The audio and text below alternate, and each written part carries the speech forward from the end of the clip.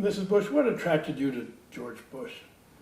Well, he was the handsomest living human I ever saw, and maybe the nicest, most relaxed. He was 17, I think, when I met him, and I was 16, so it's hard to... He couldn't dance, though. He couldn't dance? That's how really we got together, because he asked me to dance. In those days, you cut in. He got someone to introduce us, and then he cut in on me, and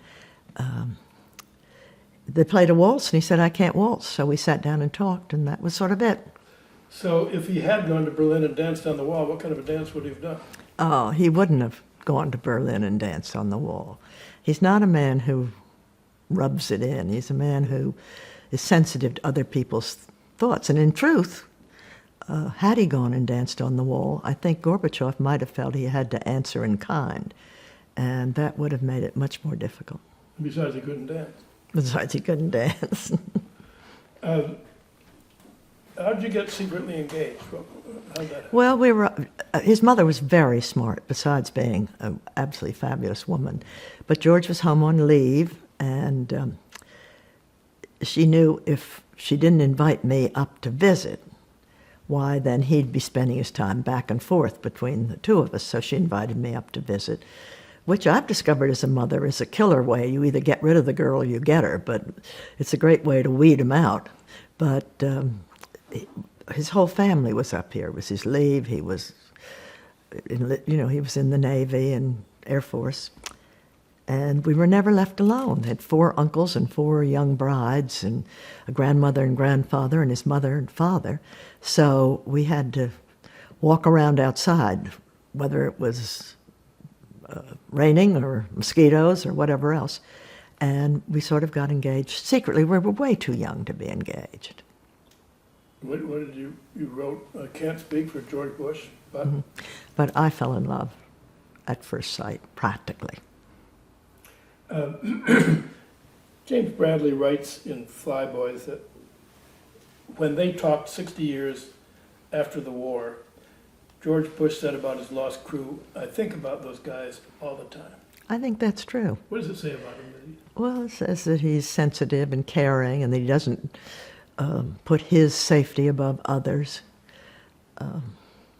For a long time, I think he stayed in touch with the families. And the mother and father of Ted White were friends of the Bushes. So it was very difficult. Ted White asked to go with him that day. And I wish he hadn't. But someone would have. And George would have felt the same way. Why did he decide to go in the oil business? It would have been so easy to go to Wall Street. Well, and he was asked to go to Wall Street. But I think when he was in the war and he spent those nights on the submarine above all by himself, and I think he felt, in fact, I know he felt, he told me, I want to work with something I can touch. I don't want to work on Wall Street with money, and I don't want to go into a sort of family business. I really want to work with something I can touch. You can touch soap. He applied to Procter & Gamble. He sure did, and Procter & Gamble turned him down. Their fault, their mistake. But, there were a lot of things he could have done. He went right to West Texas and he worked cleaning oil rigs, which is not the world's greatest little job. How do you feel about being turned down by Procter & Gamble? I couldn't care less. Life has been the best for us. You both come from comfortable backgrounds. Mm-hmm. And you moved to Texas. Your first house in Odessa was a little shack. It was a shotgun house, sort of. Well, shack maybe is a better word. We halved it with the bathroom in between we shared, and we were pretty naive, I think. But we were so thrilled to have a place after the war to live.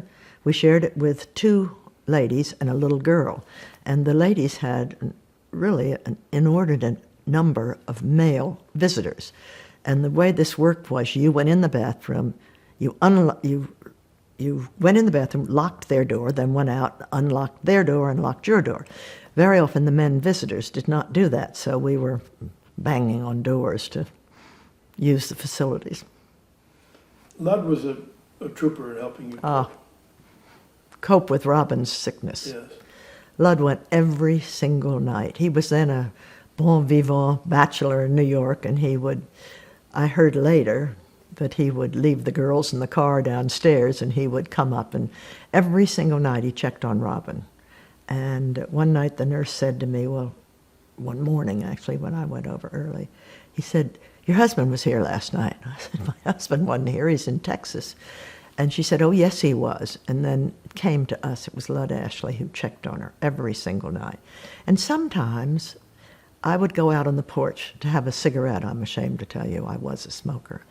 And there would be Lud freezing outside on the porch because he didn't want to bother me, but he wanted to be sure she was all right.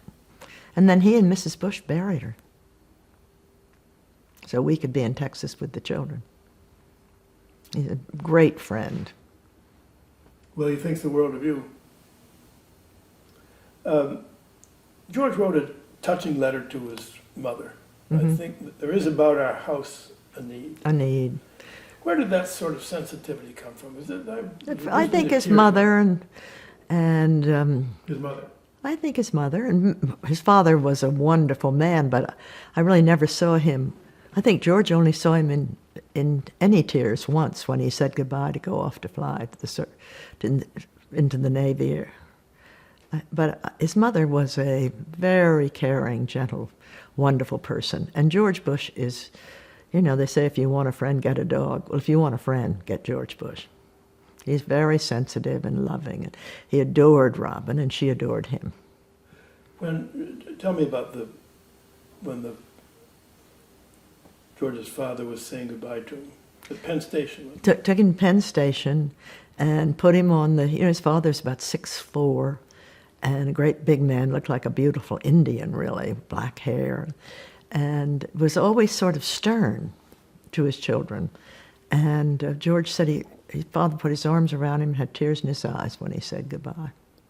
He wanted him to stay, one more year at Andover and wait till he was called, but he just couldn't do that. No, he'd graduate from Andover. One more year at Yale, He wanted him to stay and go to Yale because he'd been accepted at Yale. And he said, I just can't do that, I have to go. And he ignored Stimson's advice. That's right. Were Stimson and his father big influences on his life? I think his father was. Was Stimson? I don't think so. He obviously didn't take his advice. But I think George had huge respect for anybody who was in office. I remember when Roosevelt died, George came home. We were in Lewiston, Auburn, Maine, and he came home to be with me, and he was really shattered because he was the commander-in-chief. And yet we'd always voted Republican, and George had, and we weren't great fans of Roosevelt's. But when your commander-in-chief dies, it's a big difference. Back to the letter. Was he better at expressing his feelings in writing than he was in person? Well, was he better at expressing his feelings in writing? Maybe, although he's very warm and sentimental to his old wife anyway. But he does express himself in letters, there's no question about it. Yeah. One of the things that I read years ago, a reporter said that, quoted him as saying, it's easier in a letter to tell somebody what's in your heart. Mm-hmm. And you were quoted as saying, well, that's certainly true in our marriage. Well. And that George was quoted as saying, well, you shouldn't have to tell that. You see it, you know it. That's right. I believe that. And yet, apparently he wrote very tender letters to you. He did. Yeah. He did. He still does occasionally. But he writes wonderful letters to the grandchildren and the children. He stays in touch with everybody. Yeah. The reason I bring this up is that one of his biographers said, speaking about the 1992 campaign, if George Bush felt if they could only read my diary, mm-hmm. they'd know how I felt, they'd know what my vision was, but as if he didn't have to say it. He was more comfortable writing it. I think people wrote about how inarticulate he was, and I don't think that's true at all. But I think he felt he let people down because he wasn't he couldn't articulate his cause, sort of. But he certainly has more friends than anyone I know. And maybe the timing wasn't right or something. I think he's perfect, so. Harris County. We had a wonderful chat with Marjorie Arst. Oh, isn't she wonderful? She wrote her first book in '93 or 4. Yes. She came from Yoakum, Texas. That's right. She filled us in on some of the details, but after George Bush won the chairmanship of the Harris County Republican Party, he brought the Birchers in, gave them precinct jobs. That's right. Well, everybody knows if you're inclusive that you do a better job, and George was very inclusive. Did they appreciate that? I have no idea, but they were extraordinarily unpleasant when he ran for the county chairman's job.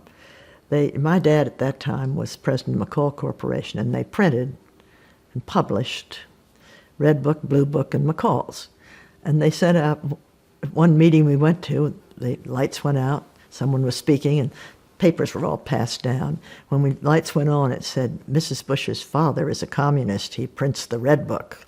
I mean, it was that kind of thing. And then they walked up our long driveway and put notes under our door, and it was scary. Yeah, I was going to get to that. Who was it the Birchers who did that, do you think? Or do you think it was the disgruntled Democrats? No, it wasn't Democrats. Unless they were probably Democrats that came over. Yeah, no, I don't think so. I think the Democrats came over after he was county chairman. Yes. And I believe this was during the primary race. George always says it was the toughest race he ever ran. Oh, you think that was? I was wondering about the timing of it. I think it was the primary race. Race. Yes, Senate, 60. No, it was the race for county chairman. And there are something like 289 precincts in Harris County, and by darn, George Bush spoke in every single one, and was abused and whatever, but he won. What were these pamphlets like? I mean, what did they say? They said things like, he's a Rockefeller plant, or, he grew up in the East, he's not one of us, he's liberal, crazy. Stockholder in Brown Brothers Harriman? Well, he wasn't, but yes, would that he had been. So it was scary because... They came up right to our house. I mean, that's scary. Well, was it a long driveway? Yes. It's a long driveway with a circular thing at the end. And it was pretty scary to wake up and find a note on your doorstep. But they were difficult. But George did things that were difficult. When he was in Congress, he voted for the open housing bill, which our district was against. But he knew it was right. So he did. And then he came down and faced a very hostile audience and won them over. Were you there? No. I was scared, though. We've talked to 3 or 4 people who were there. It's a wonderful story. It's a true story. Marjorie said, I loved George Bush for 40 years, but he's got one fault. He doesn't know who his enemies are. That's right. And maybe that's okay. George, I think our children might tell you that too, that George will forgive and forget. He does not hold a grudge. He says, what good does it do to have an enemy? Isn't it better to try to make a friend? Maybe he's too good for politics, who knows?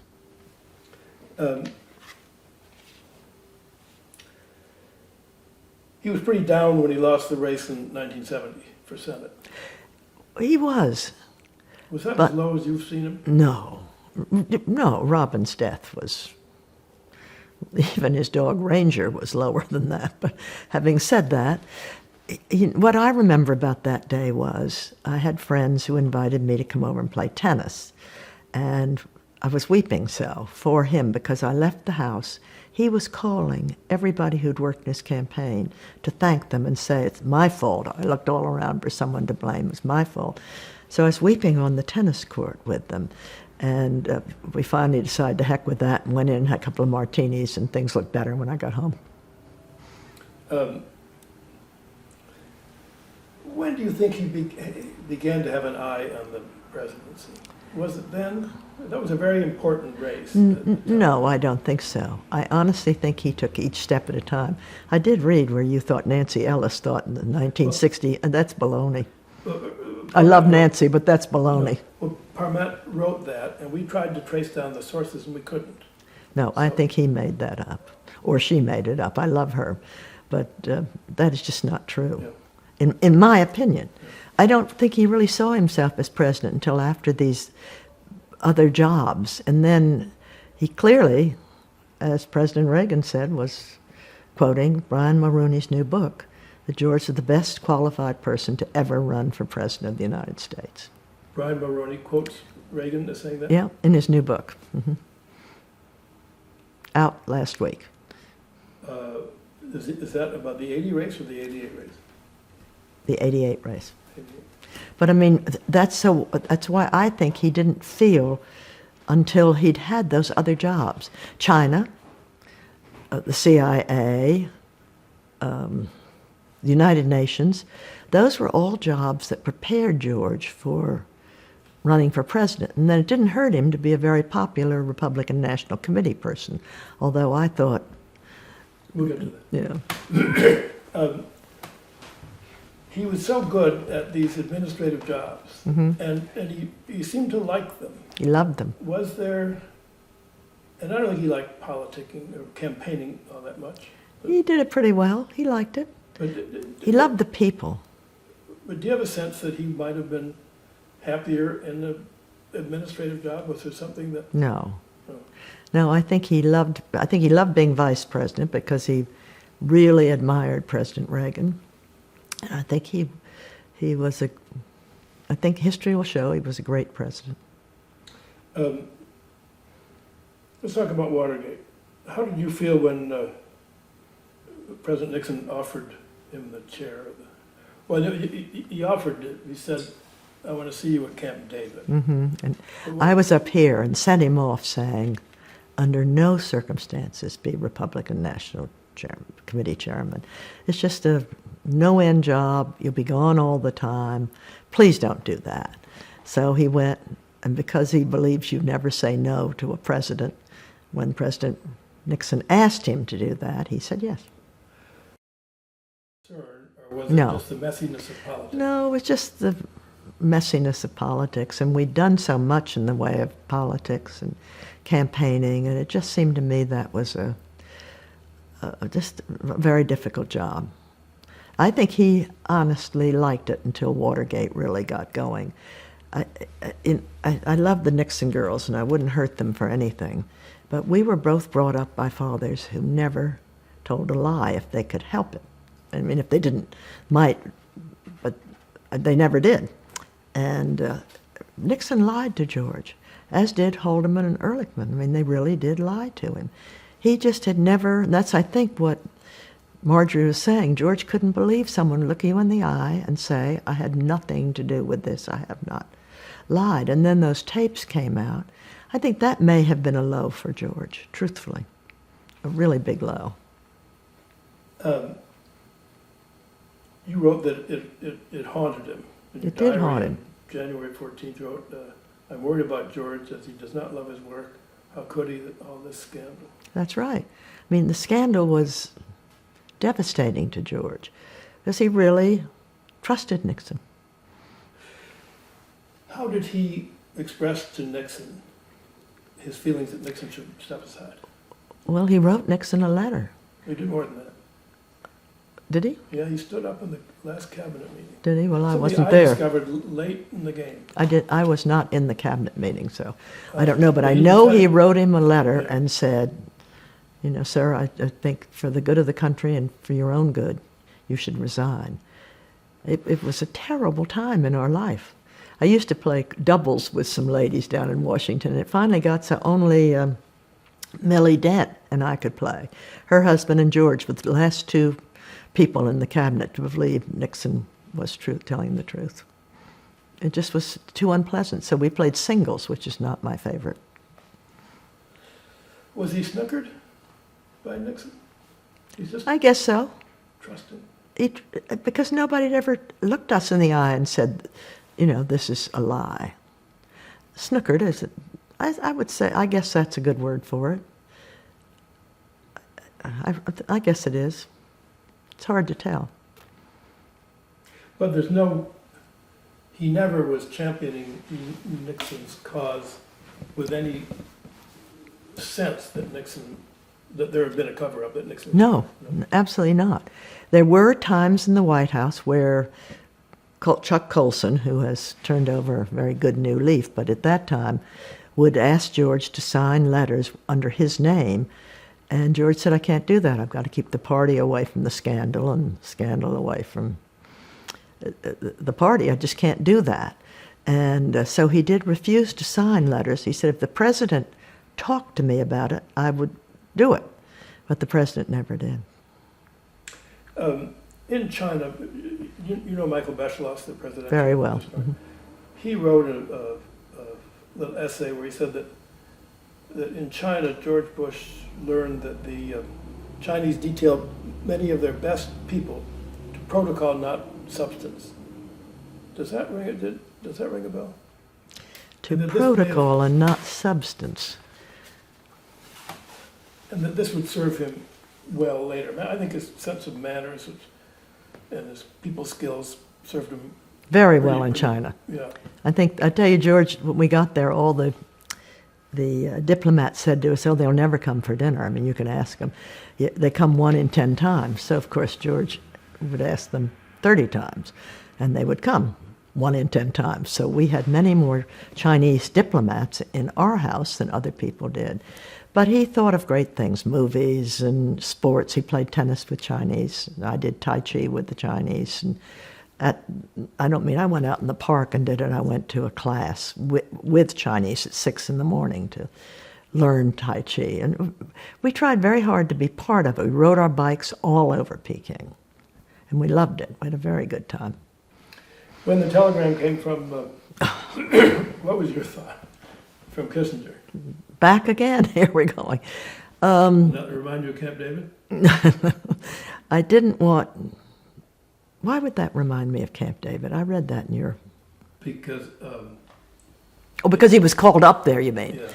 No, it didn't. It just was a huge shock. And George came back, got into the room where, it's security safe, and got the message. And then he called George W. and said to him, George, please call your brothers and sisters because they were in college age and they were sort of sensitive and whatever, and see how they'd feel about my coming home and heading the CIA. And George called back in about an hour and said, they say, come home. And I've always thought George never called them. But he just decided arbitrarily that we should come home. And I thought then that this was the end of politics, but that didn't bother me because George had a great future and, life is very good for people in civilian life. Although we adored China and it was great fun, that this would be just the end of our political life. Well, let's talk about Kennebunkport. It's a refuge for him. Oh, yeah, absolutely. He came up here after the weekend after the Nixon resigned and waiting for the call for... From Rockefeller. Yeah. Not Rockefeller, from Ford. Yeah. Mm-hmm. How is it a refuge? What does he do? Why is it a refuge? Here he feels at peace. I mean, it's roots of his family. His mother was born here. We have a lot of family living up here, cousins and aunts and uncles. And he just feels at peace here. He'll tell you it's CAVU. Now, I never can remember what that means, but Ceiling Unlimited. Ceiling and Visibility. Ceiling and Visibility Unlimited. And that's what he feels about Kennebunkport, Maine. He's at peace here. But he's running around. He sure as heck is. I mean, Lloyd Ashley said there's only one gear in George Bush's life, and that's forward. There's no neutral, there's no reverse. That'll change. He's just 83. Give him a break. But is he at peace? Does he need all this activity to be at peace? I mean, well, playing golf at 6 in the morning. He's not playing golf anymore much. No. Let's go back to... Yes, he was playing golf at 6 in the morning, but that's because he's the most thoughtful man. He plays at 6 when George W. could play. He can't play now till the war is over, till he's out of office. But he plays at 6 so that it won't bother the other members of the club. And actually, George goes through the golf course so quickly that it does bother them. Therefore, he would play at 6 when nobody else was there. But he loves life. He loves the boat. He loves to play golf. He used to love tennis beyond belief. I mean, he played all those things, and he played them at full speed. What does he like about the boat? Oh, I don't know, but he sure loves it. And he loves the fishing, and the fish are in now. I mean, we had tuna. He didn't catch it, but someone with him did. And this is a great fishing month for Maine, and he loves that. He goes out and fishes till dusk. In August, after Saddam Hussein invaded Kuwait, he was here weekends. Did he talk about what he was going to do, or the family gathered around the table? Would he talk about the options, or would they ask him about it? Yes, but he did not say what he was going to do. Brent Scowcroft was up here, and he didn't really say what he was going to do. But we all knew eventually, but it didn't happen until January, so. No, but say in August. Well, he just talked about the possibilities of what might happen. And we try very hard not to talk politics to our presidents. Imagine being able to say our presidents. But we don't talk to George W. about when he's up here. We want him to relax. And so we really didn't talk about it too much. He certainly doesn't ask advice. And if anybody starts to give it to him, I point out that maybe he has experts who can talk to him about that. No, who's he? Either George, but George H.W. I mean, if someone started to tell him things, like an aunt or a sister or somebody who's fascinated with certain subjects, I would say, no, we really don't do that. He's got experts who help him on those little issues.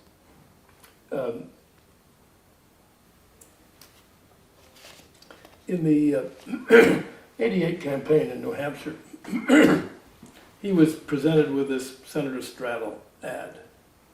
And It was against his better judgment, I've read, that he never caught attention to his accomplishments and his character, but not the other guy. Didn't knock the other guy. Yeah, didn't knock the other guy.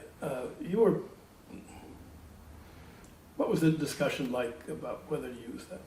I don't really remember. I sat in my room and read ugly books, I think, because I didn't want to talk too much about the campaign. I campaigned a lot for George. Up there, we went our separate ways every morning and came back at night. And I really did not want to get into speaking badly of Bob Dole. Yeah. So I just tried not to hear all that. Because I can't campaign if I'm worrying about something ugly. On his deathbed, Lee Atwater had regrets about, I think he ran 40 campaigns or something. Some of the things he did and said. Did George Bush ever have any regrets about anything in the campaign? I don't think so. No, because I don't think he really did things that were ugly.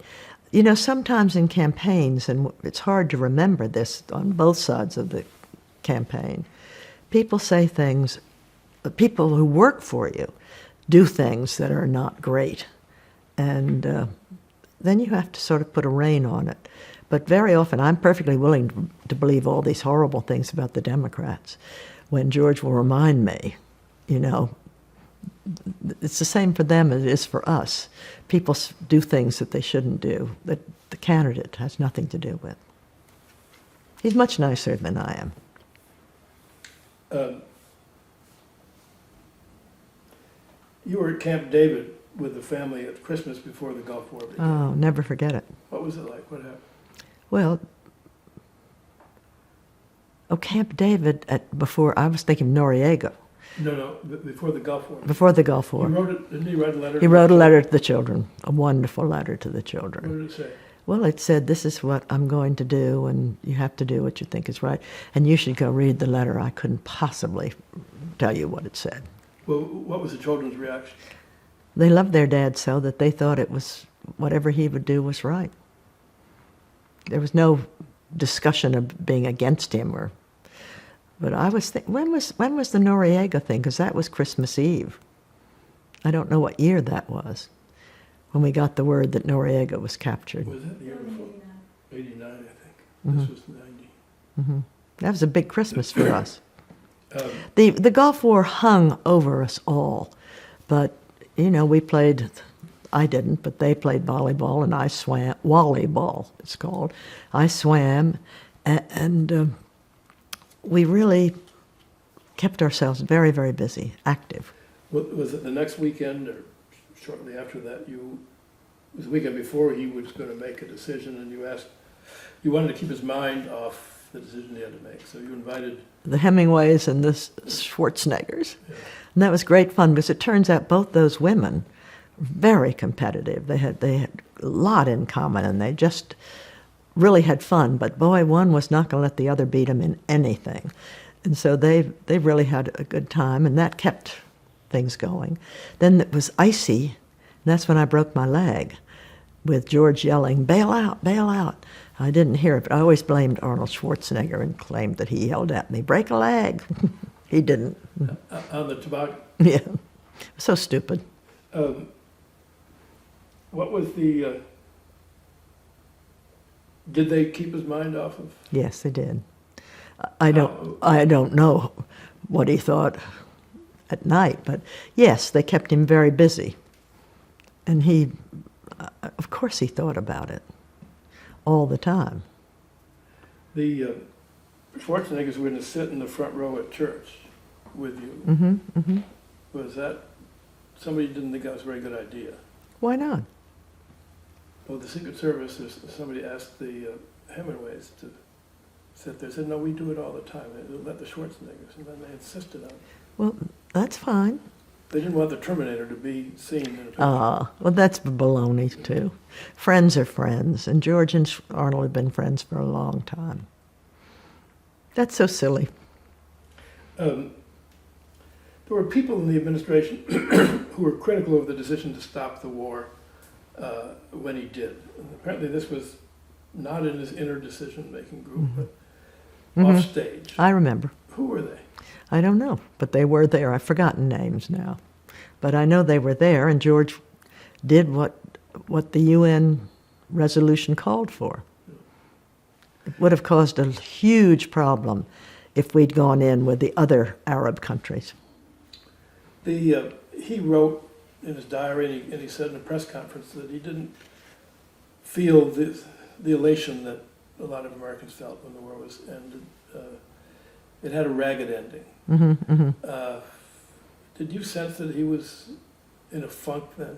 No, I really didn't. Maybe I should have, but I think the only thing that bothered him when people felt they should go in, and I've forgotten what they called that road with all the Iraqis walking on the highway of death, that he should have gone in and had them plowed down. He said that wasn't what this war was about. This was to get them out of Kuwait. And you can always say in retrospect we should have gone in and bombed them, but that's just not.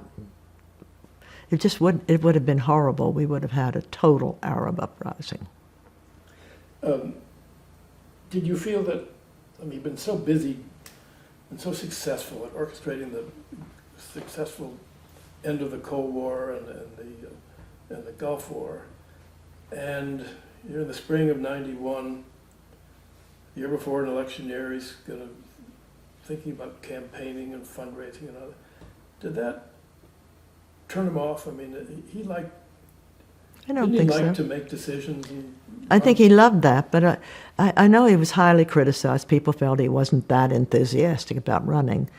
I think he felt that he'd been elected president and he had to remain and act as president.